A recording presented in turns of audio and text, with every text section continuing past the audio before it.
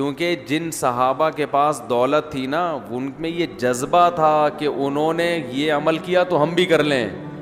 آج جب پیسہ آتا ہے تو عیاشی بھی ساتھ ساتھ آ جاتی ہے. پیسے کے ساتھ ٹائم پہ نماز پڑھنا، پیسے کے ساتھ بوڑھے ماں باپ کی چک چک برداشت کرنا بہت مشکل کام ہے.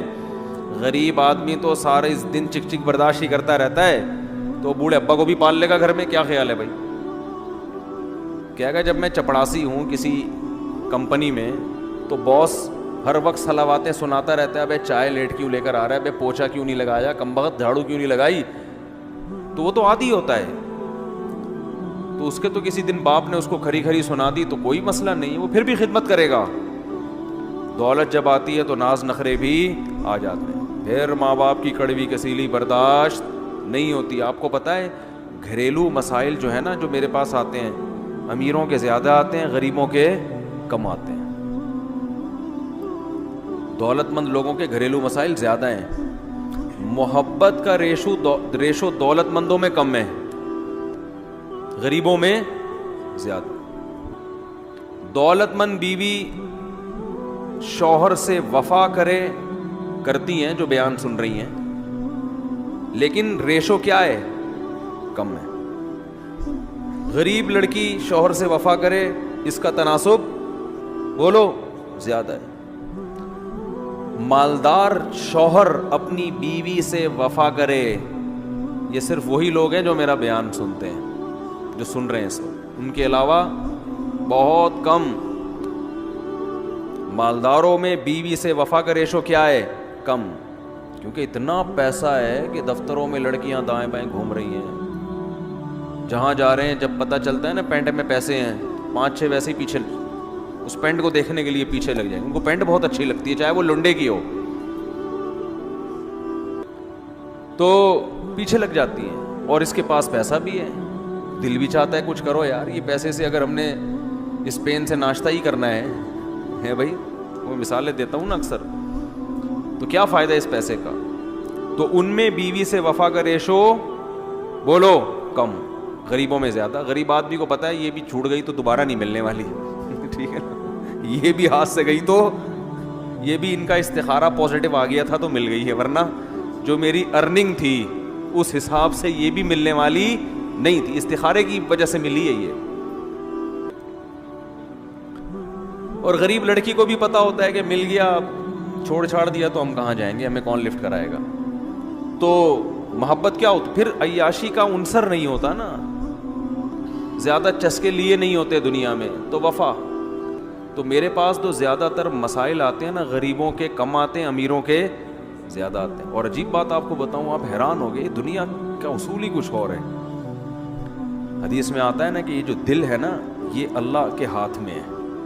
دیکھو اللہ نے بڑا زبردست کام کیا ہے کہ اسباب اور وسائل تو اس میں تو بہت اونچ نیچ رکھ دی ہے. کسی کو بہت دولت دے دی، کوئی فٹ پاتھ پہ سو رہا ہے، لیکن ان اسباب اور وسائل سے جو مقصد ہے نا، مقصد وہ ہے دل کا سکون. وہ اللہ نے پبلک کے ہاتھ میں دیا ہی نہیں ہے، نہ وہ ڈاکٹروں کے پاس ہے، نہ وہ نفسیاتی ڈاکٹروں کے پاس ہے، وہ پبلک کے پاس ہے ہی نہیں.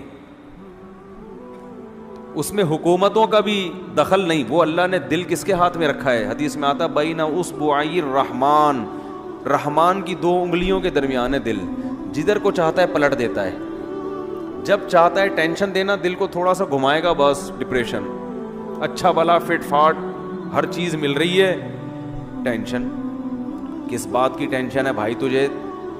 وہ ہے تو بھائی کیوں ہے ٹینشن؟ تیرے تو سر پہ بال بھی ہیں ماشاءاللہ، گنجا ہوتا تو ہم کہتے بال نہیں نکل رہے، اس کی ٹینشن ہے. صحت بھی ٹھیک ہے، بیگم کی طرف سے بھی ٹینشن نہیں ہے، بچے بھی ٹھیک ہیں، پھر کیا ٹینشن ہے؟ کہنا یار پتہ نہیں کیا ٹینشن میں ہوں. تو یہ دل کس کے ہاتھ میں ہے؟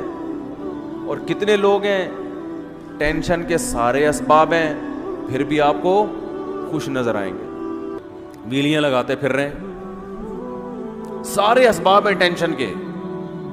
میں تو بہت دیکھے اپنی زندگی میں ایسے لوگ.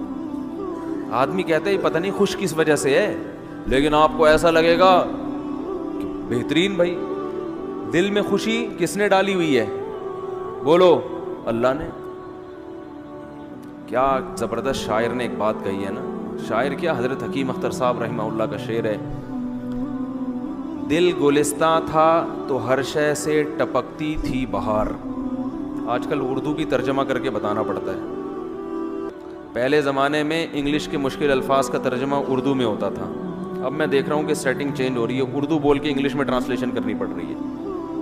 اردو کی تو حفاظت کر لو اللہ کے بندو، کیا ہو گیا تم لوگوں کا یار. اردو ہندی ایک ہی ہے، اتنی خاندانی زبان ہے خدا کی قسم. جن گوروں نے اردو سیکھی ہے نا وہ اردو کی تعریف کرتے ہیں، وہ کہتے ہیں انگلش میں ادب نہیں ہے. موضوع چینج ہو رہا ہے تھوڑا سا کر کے پھر چلتا ہوں میں. جن انگریزوں نے اردو سیکھی ہے وہ کہتے ہیں انگلش میں ادب سمجھتے ہو ہوتا ہے نا، اور شاعری کا ایک ادب ہوتا ہے، انگلش میں نہیں ہے اردو میں.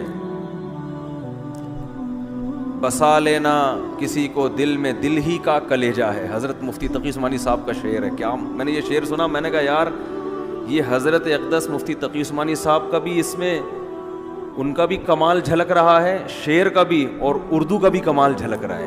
یہ بات اردو میں کی جا سکتی ہے، انگلش میں نہیں کی جا سکتی. سناؤں شعر؟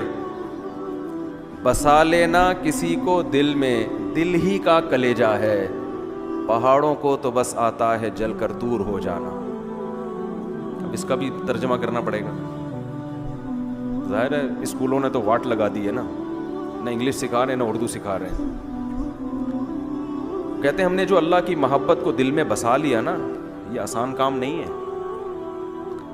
کوہ طور پہ اللہ کی تھوڑی سی تجلی آئی تھی اور کوہ طور کی ایسی کی تیسی ہو گئی، جل کے راکھ ہو گیا تھا. یہ دل کا کلیجہ ہے کہ اس نے اللہ کی تجلی کو برداشت کیا ہوا ہے. یہ دل کا کہتے ہیں نا کلیجہ چاہیے اس کام کے لیے، کلیجہ. بسا لینا کسی کو دل میں، یہ دل ہی کا کلیجہ ہے، پہاڑوں کو تو بس آتا ہے جل کر دور ہو جانا. پہاڑ میں اتنا تپڑ نہیں ہے کہ وہ اللہ کی تجلی کو برداشت کر سکے. یہ تپڑ کس میں ہے؟ دل میں ہے. یہ انگلش میں بول سکتے ہو؟ بولو نا بھائی. لیور بولو گے؟ جگر بولو؟ کیا بولو گے آپ؟